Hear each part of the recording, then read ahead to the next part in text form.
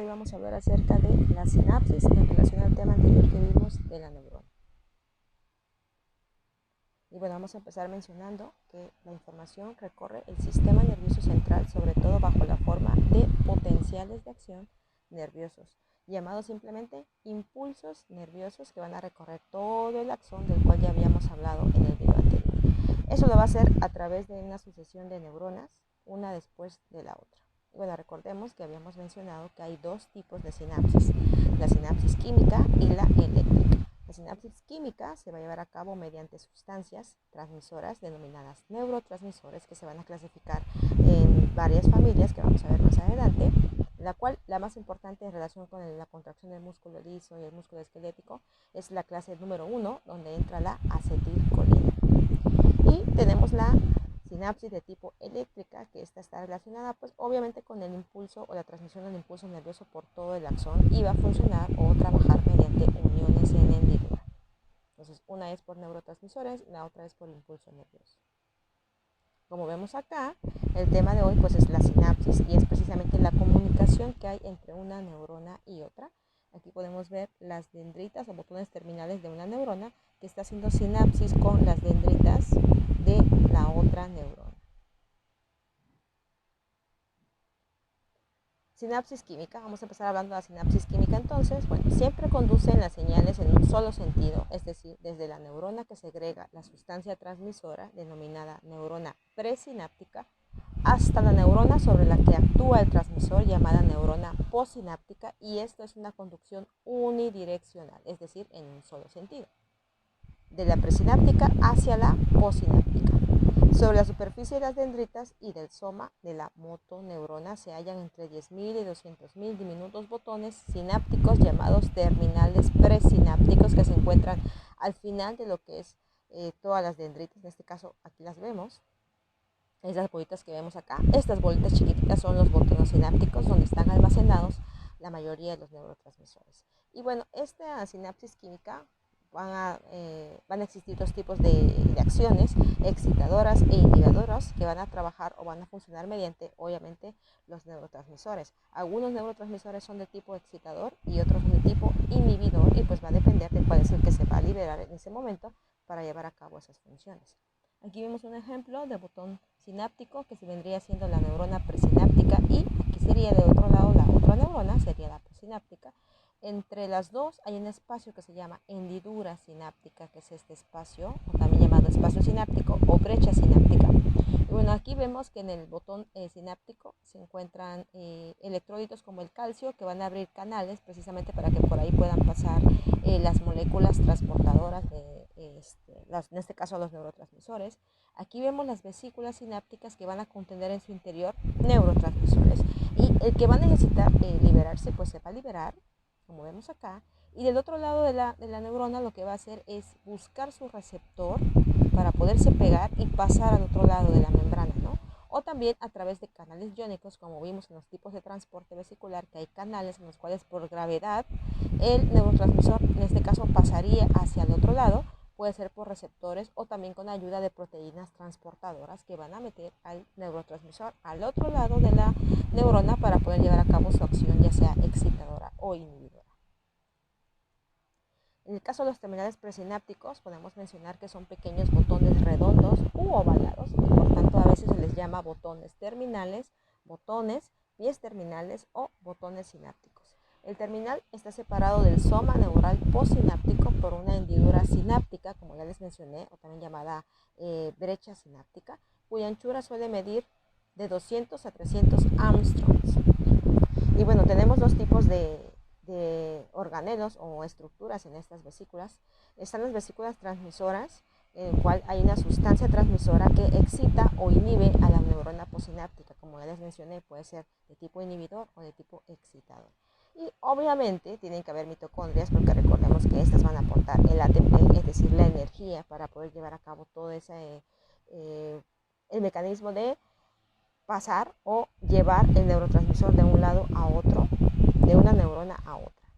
Aquí vemos las vesículas transmisoras, las mitocondrias, el terminal presináptico, en este caso la membrana postsináptica de la otra neurona postsináptica, y aquí vemos cómo se empiezan a liberar los neurotransmisores, como vimos en la imagen anterior, de las vesículas transmisoras o vesículas sinápticas que contienen el neurotransmisor.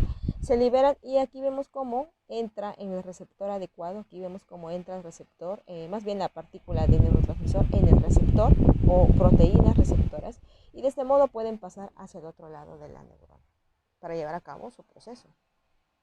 Y como les mencioné, hay 4 clases de familias de neurotransmisores. La acetilcolina, que hemos estado hablando de ella porque participa en la contracción muscular, está dentro de la clase 1. Dentro de la clase 2 tenemos las aminas, donde encontramos la noradrenalina, adrenalina, dopamina, serotonina y la histamina.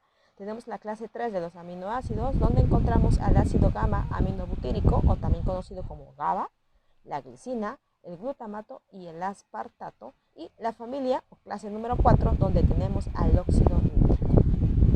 Este tipo de neurotransmisores se van a caracterizar porque son transmisores de acción rápida y molécula pequeña. Es decir, los neurotransmisores son transmisores de acción rápida, pero son moléculas pequeñas.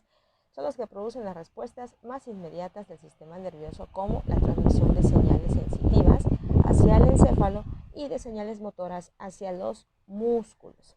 Aquí vemos un ejemplo de igual, ¿no? Una neurona presináptica, una postsináptica, la brecha o espacio sináptico, las vesículas sinápticas que contienen el neurotransmisor, las mitocondrias que aportan la energía, y aquí vemos cómo se empiezan a liberar las partículas del neurotransmisor, y del otro lado de la membrana postsináptica que va a recibir, tenemos los receptores, donde van a entrar esas pequeñas moléculas, valga redundancia ya repetitivo, pero para que quede claro, donde van a entrar las moléculas del neurotransmisor y así puedan pasar fácilmente al otro lado de la membrana. O bien proteínas transportadoras que las van a meter para llevar a cabo todo el proceso de la sinapsis como tal. Si no ocurre eso, pues la sinapsis va a ser interrumpida y no se va a transmitir el impulso o la información que se necesita. Y bueno, hablando de estos neurotransmisores, tenemos que la acetilcolina se segrega por neuronas situadas en muchas regiones del sistema nervioso, muchas neuronas, y en la mayoría de los casos la función de la acetilcolina es que tiene un efecto excitador. Recuerden que les mencioné que hay neurotransmisores con funciones excitadoras o inhibidoras. Bueno, la acetilcolina tiene una función excitadora. Tenemos también la noradrenalina, que se segrega en los terminales de muchas neuronas cuyos somas están situados en el tronco del encéfalo o el hipotálamo, principalmente en esta estructura llamada locus ceruleus. Y la noradrenalina tiene un efecto de igual manera excitador. Pues recordemos que la noradrenalina es la hormona que nos ayuda al escape o la huida cuando nos encontramos en situaciones de peligro o de estrés o de excitabilidad. Y bueno, tenemos también la dopamina, que se segrega en las neuronas situadas en la sustancia nigra o negra y tiene un efecto de inhibición. Este neurotransmisor está relacionado con la enfermedad de Parkinson, la disminución de esa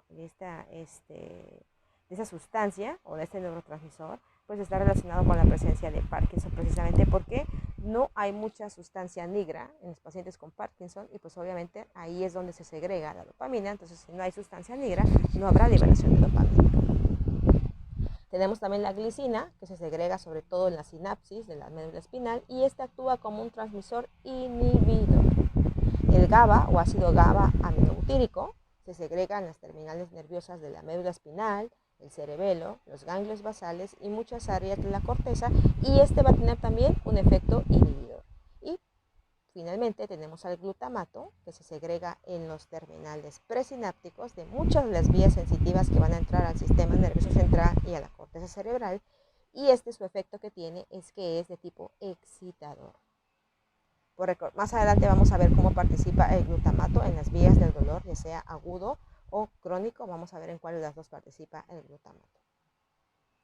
También tenemos la serotonina, que se segrega en los núcleos originados en el rafé medio del tronco del encéfalo, y su acción es inhibidora, controla el estado de ánimo, pues en algunos pacientes con depresión está relacionado con la disminución precisamente de serotonina, que participa en los estados de ánimo.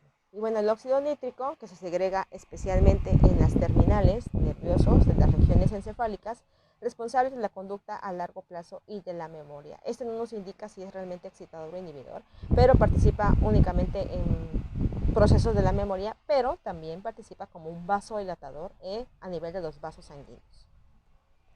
Y en el caso de los otros neurotransmisores, están los de molécula pequeña, que ya mencionamos las 4 familias, y están estos, los neuropéptidos.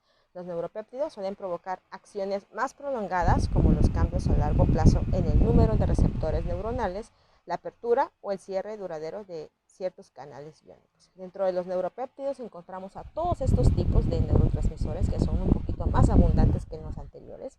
Tenemos los péptidos que actúan sobre el intestino y el encéfalo, los procedentes de otros tejidos, donde tenemos principalmente la angiotensina 2, la calcitonina. Tenemos las hormonas liberadoras hipotalámicas, como la somatostatina u hormona que tiene que ver con el crecimiento. Los péptidos hipoficiarios, como la prolactina, la hormona luteinizante, hormona del crecimiento, vasopresina, oxitocina, etc. La mayoría de las hormonas que vamos a ver o ustedes van a conocer más adelante, pero estas se entran dentro de la familia de los neuropéptidos. Dentro de los péptidos que actúan sobre el intestino y el encéfalo, pues están los que podemos rescatar acá, la insulina y el glucagón. Y bueno, ya para final tenemos que algunos de los efectos que tienen los fármacos sobre el sistema nervioso central es el siguiente. Muchos fármacos aumentan la excitabilidad de las neuronas y otros las van a disminuir. Por ejemplo, la cafeína, que se encuentra en el café, la teofilina, que la encontramos en el té, y la teobromina, que existe en el chocolate, respectivamente, participan como excitabilizadores que van a excitar la neurona. O sea, tienen o incrementan la excitabilidad neuronal. Entonces, los pacientes que tienen algunos problemas de agitación psicomotriz o estimulación del sistema nervioso central, pues se les prohíbe de cierta manera tomar el café o el chocolate, porque esto acelera un poquito más el sistema nervioso. Entonces, por ejemplo, en niños que son muy hiperactivos se les evita chocolate y café porque los vuelve mucho más activos todavía, porque su función es excitar la neurona. Entonces ya saben, el café y el chocolate son buenos para excitar la neurona. Y bueno, eso es todo en relación a lo que nos referíamos acerca de la sinapsis de las neuronas, y en los siguientes videos pues hablaremos acerca de los receptores, tipos de clasificación de receptores y las vías del dolor, que tienen que ver también con la transmisión de impulsos nerviosos.